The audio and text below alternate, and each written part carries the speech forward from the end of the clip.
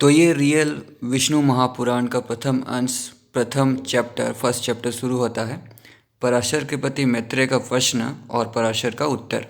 तो वेदव्यास जी ने जो लिखा है वो पराशर ने सुना है और मैत्रेय जी को बता रहे हैं, या फिर ऐसा भी हो सकता है पराशर ने जो ज्ञान दिया था वही वेदव्यास जी ने भी लिखा है, क्योंकि पराशर जो हैं वो वेदव्यास जी के पिता हैं। महाभारत जिन्होंने पढ़ा है या मेरे वीडियोस जिन्होंने देखा है उनको ये बात पता होगा। तो शुरू करते हैं।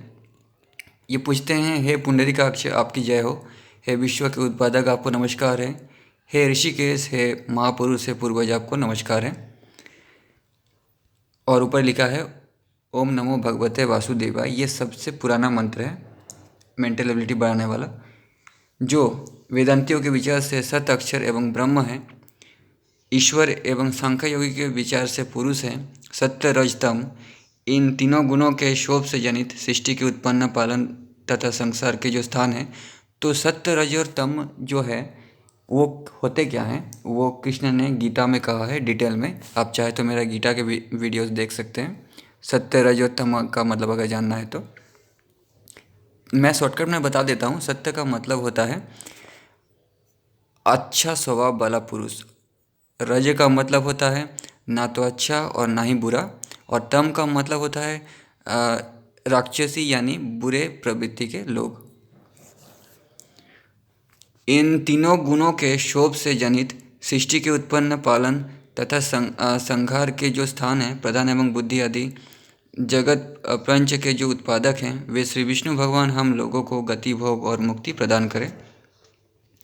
विशेष श्री विष्णु ब्रह्मा आदि देव एवं गुरु को प्रणाम करके देवतुल्य पुराण कहता हूँ। मैत्रेय जी ने इतिहास एवं पुराणों के ज्ञाता, वेद एवं वेदांग में पारंगत, धर्मशास्त्र आदि के तत्ज्ञ तथा प्रातःकालीन नित्य कर्म से निवृत्त वशिष्ठ के पौत्र मुनिश्रेष्ठ पराशर जी को प्रणाम एवं अभिवादन करके उनसे पूछा,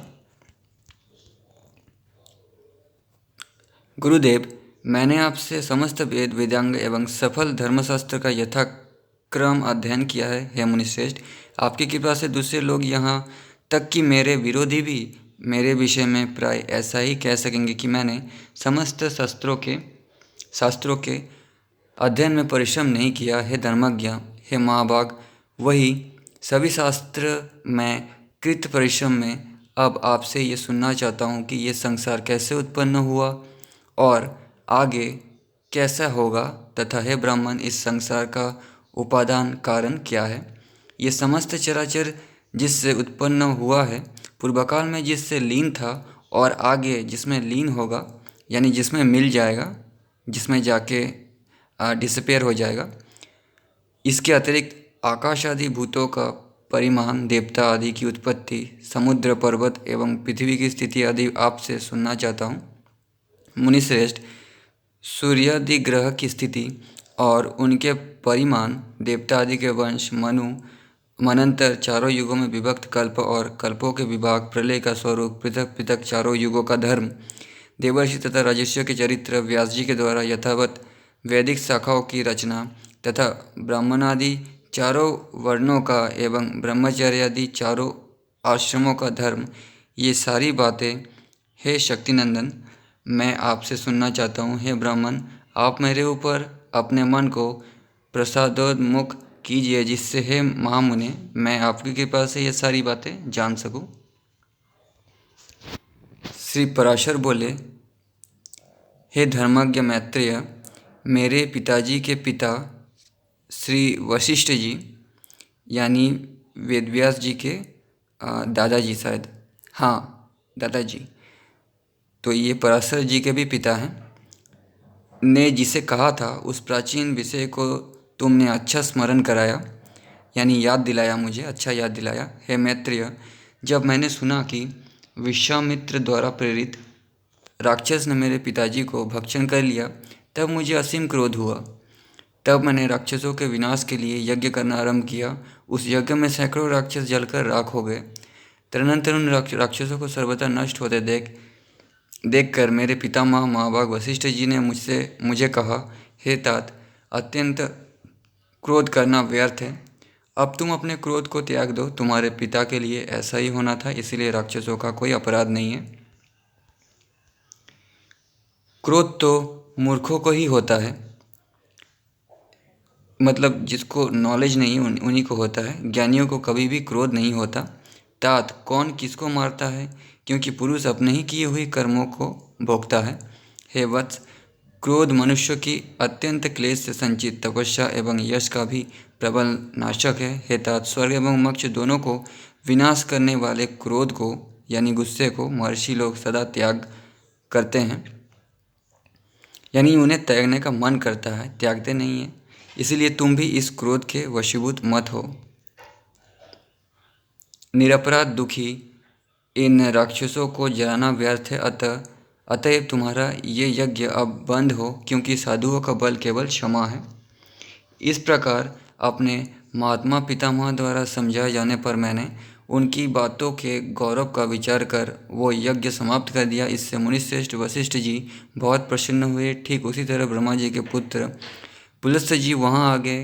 हे मैत्रेय, पितामह वशिष्ठ जी ने उन्हें अर्घ्य प्रदान किया। तदनंतर पुलह के ज्येष्ठ भ्राता, भ्राता का मतलब भाई, महाभाग पुलस्त्य जी आसन पर विराजमान हो मुझसे बोले, महान वैरभाव को रहते हुए भी श्रेष्ठ वशिष्ठ जी के वाक्य से तुमने जो क्षमाभाव का आश्रय ग्रहण किया, इसीलिए तुम समस्त शास्त्रों के ज्ञाता बनोगे।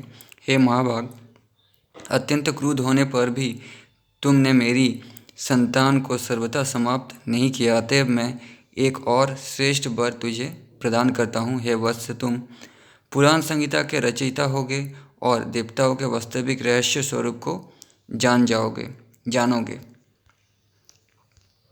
यथावत जानोगे मतलब जो का तो जानोगे। हे तात, तुम्हारी निर्मल बुद्धि कर्मयोग, निवृत्ति, सांख्य योग संबंधित कर्मों में निस्संदेह प्रवृत्त हो जाएगी। इसके बाद मेरे पितामह भगवान वशिष्ठ जी बोले, हे वत्स, तेरे विषय में पुलस्त्य जी ने जो कुछ भी कहा है वो सब सत्य होगा। हे मैत्रेय, इस प्रकार पूर्वकाल में बुद्धिमान वशिष्ठ जी और पुलस्त्य जी द्वारा जो जो भी कहा गया था वो सब तुम्हारे इस प्रश्न से स्मरण हो आया है। अतएव हे मैत्रेय, तुम्हारे पूछने से मैं समस्त पुराण संहिता को कहता हूँ और तुम भी अच्छी तरह सुनो। यह जगत श्री विष्णु भगवान से उत्पन्न हुआ है और उन्हीं में स्थित है, तथा विष्णु भगवान ही इसकी स्थिति एवं लय के करता है। तो दोस्तों, ये भगवान शब्द आया कहाँ से है? भगवान शब्द महानता से आया है। ठीक है, कोई अगर कुछ कर्म करता है, अच्छा कर्म, तो लोग उसको धन्यवाद देते हैं, देते देते उन्हें महान बनाते हैं। फिर समय बीतते बीतते वो भगवान बन जाता है। ठीक है, तो भगवान वर्ड उसी से आया है, उत्पन्न हुए और उन्हीं में स्थित है, तथा श्री भगवान ही इसकी स्थिति एवं लय के करता है। एवं ये जगत विष्णु स्वरूप ही हैं। जैसे सतयुग के जो लोग थे तो उसमें ज़रूर मेंटल एबिलिटी अधिक थी, वो अपने दिमाग का 100% यूज़ किया करते थे, जिससे कुछ स्पेशल बात उनमें आ जाती थी। वही त्रेता युग में भगवान हो गए। फिर त्रेता युग में जिन्हें महान बनाया गया वो द्वापर युग में, द्वापर युग तो पहुँचते पहुँचते लगभग भगवान हो गए थे सब, क्योंकि तब तक लोग सच्चाई जान गए थे शायद। विष्णु पुराण के प्रथम अंश का प्रथम अध्याय यहीं पे समाप्त होता है। तो ये दूसरा अध्याय नेक्स्ट वीडियो पे हम पढ़ेंगे, जानेंगे। तब तक के लिए धन्यवाद।